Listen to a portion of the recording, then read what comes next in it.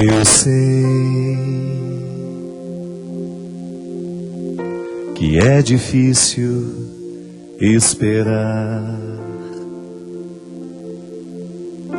mas Deus tem um tempo para agir e para curar.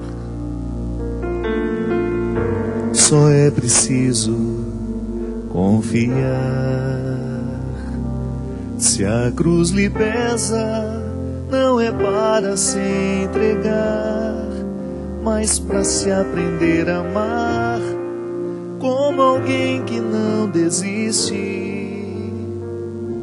A dor faz parte do cultivo desta fé, pois só sabe o que se quer quem luta para conseguir ser feliz. Não desista do amor, não desista de amar, não se entregue à dor, porque ela um dia vai passar. Se a cruz lhe pesou e quer se entregar, tal como o Cirineu, Cristo vai lhe ajudar.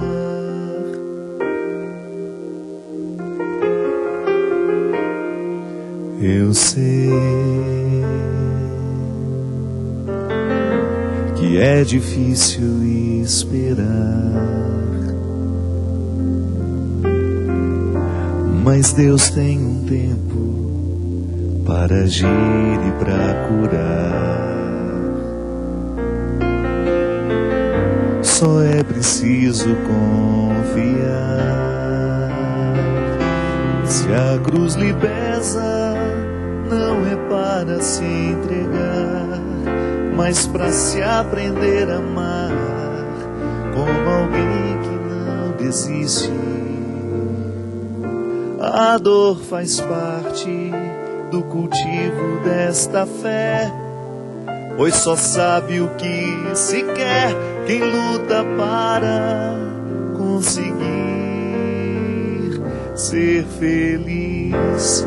Não desista do amor, não desista de amar, não se entregue à dor, porque ela um dia vai passar. Se a cruz lhe pesou e quer se entregar, tal como o Cirineu, Cristo vai lhe ajudar. Não desista do amor, não desista de amar, não se entregue à dor, porque ela um dia vai passar. Se a cruz lhe pesou e quer se entregar, tal como o Cirineu, Cristo vai lhe ajudar. Muito boa noite, com muita alegria que nós começamos mais um programa de Direção Espiritual. No programa da semana passada nós dizíamos que muitas vezes o sofrimento tem ficado estranho ao nosso coração. Talvez por uma filosofia de vida que tenha sido disseminada entre nós. Eu sempre gosto de dizer que o que modifica o nosso jeito de viver é a nossa maneira de pensar. E como é que nós vamos recebendo essas influências que muitas vezes são pagãs, O paganismo, o mundo cristão, as mentes cristãs podem ser contaminadas por mentalidades pagãs. A gente precisa sempre fazer a sentinela, que é aquela vigília que não nos permite mesmo a gente ficar em estado de alerta, que não nos permite moleza mesmo, Temos que ficar atentos para que o nosso cristianismo não seja contaminado pelo paganismo que é tão presente nos dias de hoje. E o paganismo, essa mentalidade pagã, está retirando de nós a capacidade de acreditar no poder redentor do sofrimento, por exemplo. Hoje você vê as pessoas muito indispostas a terem de passar por sacrifícios, por lutas, né? Porque a gente tem sido semeado por essa mentalidade, a felicidade como uma mágica, ou até mesmo a oposição da felicidade com o sofrimento, né? Como se o sofrimento fosse uma oposição à felicidade. Quando na verdade o sofrimento tem toda uma dimensão terapêutica que quando bem vivida, quando bem vivido ele é capaz de provocar grandes transformações para que a gente nunca mais, para que a gente avance tanto, para que a gente nunca mais se reconheça naquele primeiro momento quando o sofrimento nos alcançou. Tamanho é o poder transformador que o sofrimento tem. Fico pensando, né, nas dificuldades que cada um de nós passamos. Quanto sofrimento você já enfrentou? Quantas coisas foram difíceis para você? Momentos dolorosos que você precisou enfrentar? E porque enfrentou bem, porque extraiu aquela dimensão pedagógica do sofrimento, hoje você tem uma grandeza na sua alma, na sua maneira de pensar, na sua maneira de olhar para o outro, que você deve àquele tempo de sofrimento. A gente vira outro depois do sofrimento, bem vivido, bem experimentado. E essa música nos encoraja à coragem mesmo, né? Encorajar a coragem é repetitivo, mas é bom. É uma repetição boa. Eu preciso me encorajar para a coragem o tempo todo. Eu preciso criar dentro de mim disposição para receber a vida e dar conta de tudo aquilo que faz parte.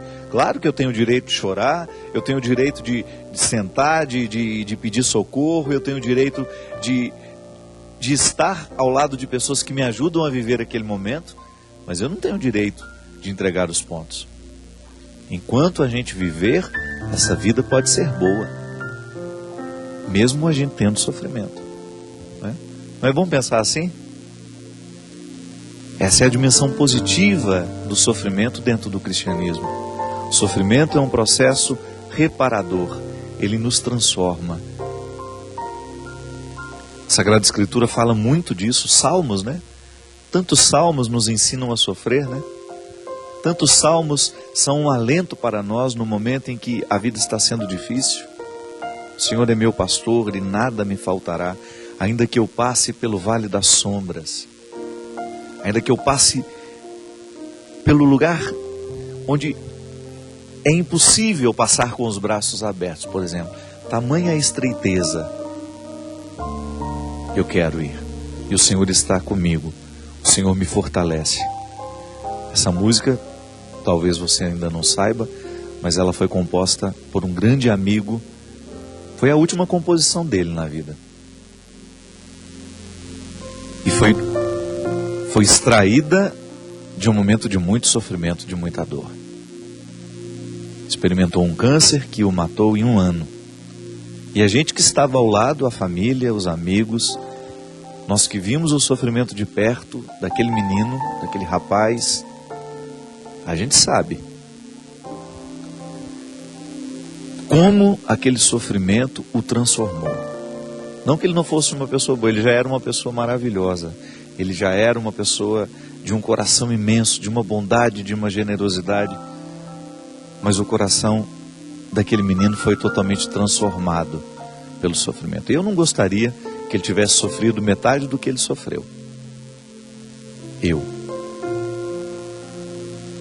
Mas a medicina não foi capaz de aliviar o sofrimento dele como a gente gostaria que aliviasse. O câncer é ingrato, é uma doença cruel e você sabe disso.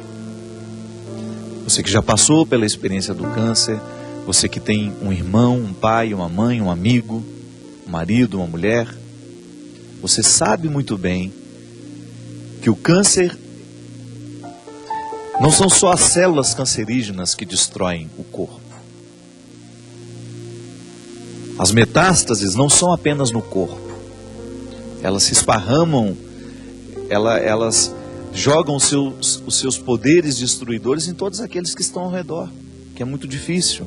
Você perceber uma pessoa perdendo as suas vitalidades, sendo corroída, né, pelo próprio corpo, né? É a reação do próprio organismo.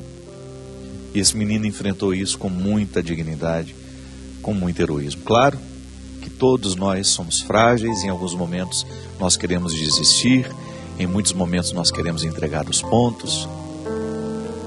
Mas esse menino nos deu uma lição de vida que será eternamente gravada dentro do nosso coração, como alguém que até o final conseguiu sorrir, conseguiu amar e deixou-se amar. A vida é cruel em muitos momentos, ela pode parecer muito cruel, ela pode ser sentida com muita crueldade, porque realmente existem fatos, existem acontecimentos que escapam ao nosso entendimento, mas a vida será sempre festejada, por menor que seja o motivo que ela nos apresenta. Como uma vez encontrei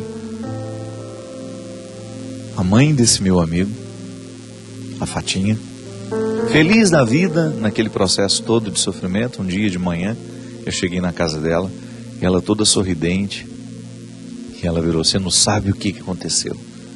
A alegria dela era tanta que eu pensei: o Robson foi curado, né? Não, Robinho conseguiu comer metade de uma mão. Veja bem como é a vida. Quantas vezes a gente vê o nosso filho comer um mamão, uma fatia de mamão, uma maçã, uma banana. A gente vê o nosso filho com um prato cheio, com muito apetite, e a gente não celebra isso. Mas é preciso que uma doença, que uma enfermidade, retire dele o desejo de comer, retire dele o apetite. E então a gente começa a prestar atenção nas miudezas que nos restaram. E isso é viver, minha gente. Eu nunca mais vou esquecer aquela manhã. Nunca mais vou me esquecer do olhar brilhante da Fatinha ao me dar aquela notícia, como se estivesse dando a notícia da cura do menino. Não. Era só a alegria de ver o filho ter comido uma fatia de mamão. E ali a gente aprende, né? E apesar de já ser uma história acontecida há tantos anos atrás, cada vez que eu tenho a oportunidade de celebrar a vida, por menor que seja, eu quero celebrar. É meu direito. Acompanhei também uma história que me comoveu muito. Assistindo a um Globo Repórter, não me recordo mais assim a situação. Eu sei que a criança teria apenas um mês de vida. E aquela família, diante daquela tragédia toda, né? Claro, você tem um filho que está cheio de saúde e de repente você sabe que aquele menino vai morrer no prazo de um mês. E ali naquela desolação do pai e da mãe, o filho nem foi para o hospital, eles preferiram que ele ficasse em casa para poder viver aquele último mês dentro do conforto da família, né? A avó, numa tentativa de resgatar o significado daquele último mês, tomou uma decisão. Então tá bom, só teremos um mês para estar com ele, pois todos os dias teremos uma festa de aniversário. E assim aquela senhora quis ocupar os últimos dias na vida daquele neto. Pode parecer macabro, né? Mas para aquela mulher, para o coração daquela mulher, e funcionou com os pais, ela transformou o último mês de vida daquele menino numa comemoração. Não permitiremos que o sofrimento nos faça sofrer mais do que devemos. E comemoraram, durante os dias que restaram, o aniversário do menino. Acompanhei também uma vez uma história de uma moça, através de uma carta que me escreveu, também diante de um diagnóstico do pai, que o pai tinha, os médicos tinham dado mais de 6 meses, não tinha dado mais de 6 meses de vida para ele, e essa moça me escreveu uma carta, que ela ficou tão abalada com a notícia da doença do pai, que ela ficou deprimida, e que ela já estava há 2 meses trancada dentro do quarto. E aí, eu não tinha o que dizer para ela, sobre a doença do pai. Eu não tinha como alterar a saúde do pai dela, eu não tinha como modificar o quadro que o pai estava vivendo e experimentando. O que eu podia modificar? Na atitude dela. E foi o que eu perguntei para ela. Minha filha, você sabe que seu pai não tem mais de 6 meses de vida. E você escolhe passar 2 meses deste tempo trancada na sua depressão, trancada na sua tristeza. Deixa para sofrer isso depois. Deixa para sofrer depois que seu pai for. Esse é o momento de você estar ao lado dele, desfrutando cada momento que você puder. E ainda que o seu sofrimento seja vivido, experimentado ao lado dele. Mas pelo amor de Deus, faça um esforço para reagir, para que este tempo que você terá ao lado dele, seja um tempo para não ser mais esquecido. Porque, minha gente, a doença, nós não temos como fugir dela. Eu não tenho como impedir o envelhecimento do meu corpo, o envelhecimento das pessoas que estão ao meu lado. Eu não tenho como impedir o desenvolvimento de doenças. Eu tenho como me cuidar, né? E é uma forma bonita que a gente tem. Eu sempre digo isso aqui.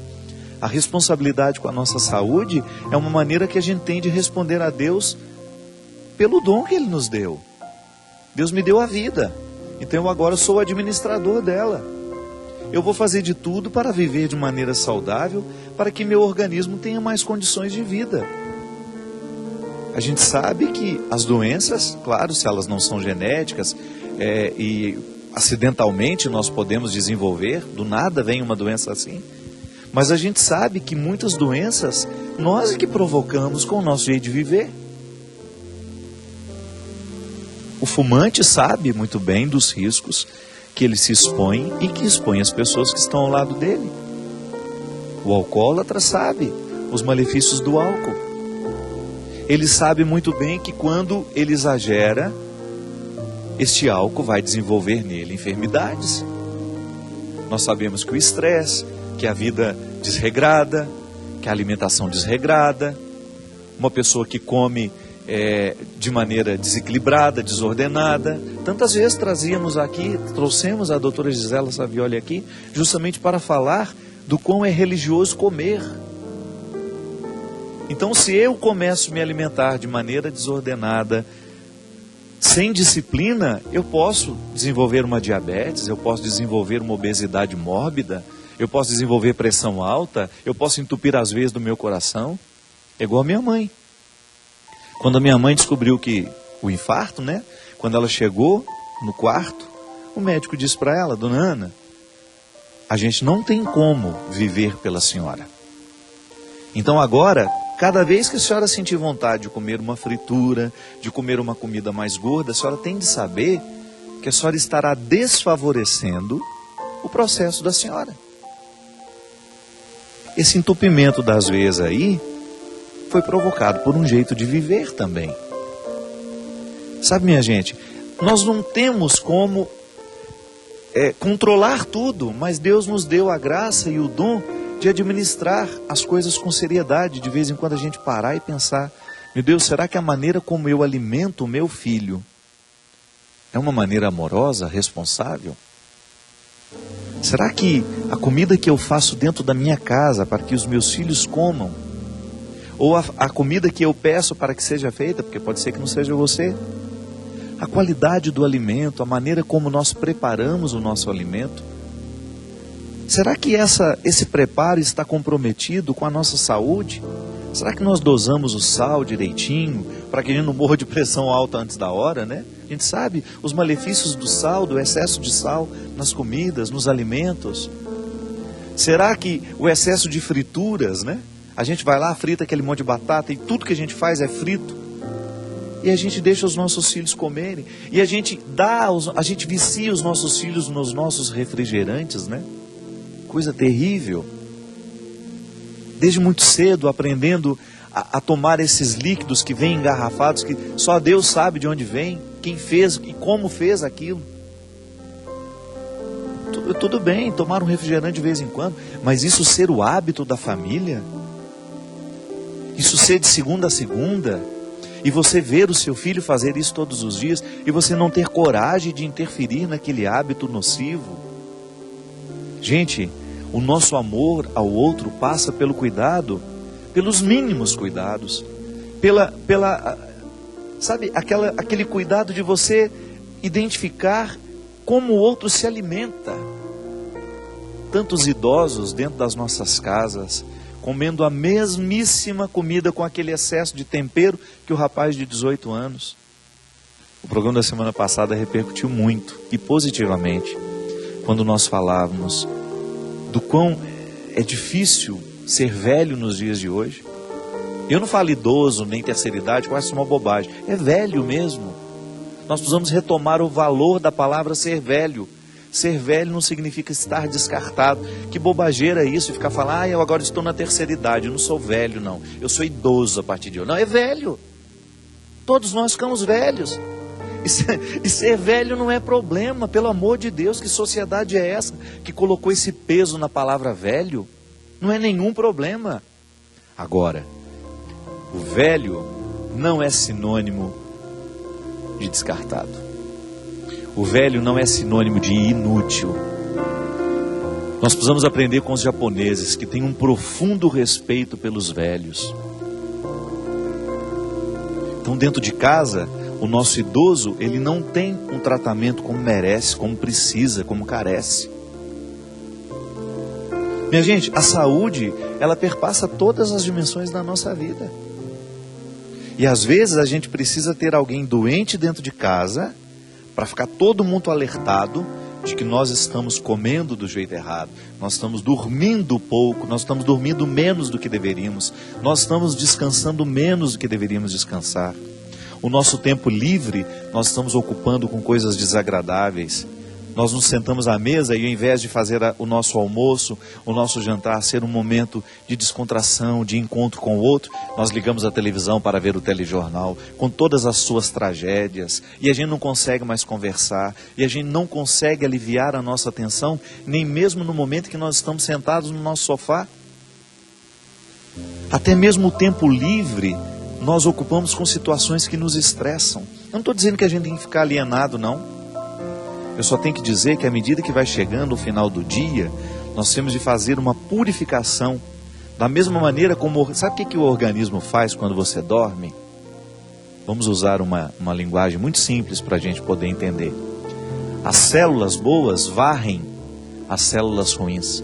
O sistema imunológico, ele vai expulsar do organismo tudo aquilo que é nocivo ao funcionamento dele. Não é bonitinho isso? Você colocar o seu corpo para dormir, sabendo que naquele momento a sua imunidade trabalhará ao seu favor, o seu organismo vai tentar se recompor, o seu organismo vai tentar se refazer de tudo o que o agrediu ao longo do dia. Então, a gente faz o esforço para que essa varredura, para que essa limpeza ocorra de verdade. Como? Eu não vou me entupir de tanto comer antes de dormir, porque eu quero ir dormir leve para que meu organismo tenha energia para fazer isso. Para que ele tenha condições de fazer toda essa reposição, de trabalhar ao meu favor. Então, se o meu corpo precisa disso, minha gente, a minha mente também. Sabe, de você jogar fora todos os pensamentos que não valem a pena, né? Tudo aquilo que ao longo do dia foi desagradável. Para isso a gente reza, para isso a gente tem de meditar, para isso a gente faz silêncio. Para que a mesma varredura que é feita no nosso organismo, jogando fora as células cancerígenas que nós produzimos ao longo do dia, os vírus que estão ali tentando crescer dentro de nós e nos adoecer, as bactérias, que o pensamento também passe pela mesma limpeza. E essa é a presença de Deus na nossa vida, para fazer com que cada vez mais nós estejamos puros. Eu gosto dessa expressão do Salmo. Fazei o meu coração ser puro, dai-me um coração puro. O que é ter um coração puro? É ter uma cabeça que está repleta de coisas puras, boas. Não vou deitar levando as minhas mágoas, os meus ressentimentos. Meu Deus do céu, como a gente se agride nesses momentos, né? Como a gente perde uma boa noite de sono porque a gente levou os lixos que julgaram sobre nós, as fofocas que fizeram sobre nós, os comentários maldosos que fizeram sobre nós, ou até mesmo ocupamos o momento do descanso da noite para ficar alimentando essa bobageira toda. Não. Coragem. Queira a saúde, queira a vida saudável, porque Deus presente no nosso coração nos motiva a isso. A gente fazer com que cada vez mais as nossas escolhas sejam pela vida. Eu quero viver, eu quero ter coragem, eu quero ter esperança, eu quero ter fé. E a minha decisão pela vida, pela coragem, pela fé, vai influenciar aqui dentro da nossa casa. Vai influenciar o jeito como nós estamos nos alimentando, o jeito como nós estamos vivendo, o jeito como nós estamos nos tratando. Porque isso é evangelho, minha gente. Isso é conversão. É a gente fazer a opção pela vida. Para isso nós frequentamos a missa, para isso nós vamos ao culto, para isso nós queremos a palavra de Deus, para isso nós rezamos. É para que a gente tenha um coração puro. É para que a gente tenha atitudes coerentes com a vida que Deus quer para cada um de nós. De nada vale eu proclamar que Jesus é vitorioso, que Jesus está ressuscitado, se eu não buscar a minha parcela de ressurreição a cada dia, a cada instante. Nós vamos para um rápido intervalo e a gente volta já já.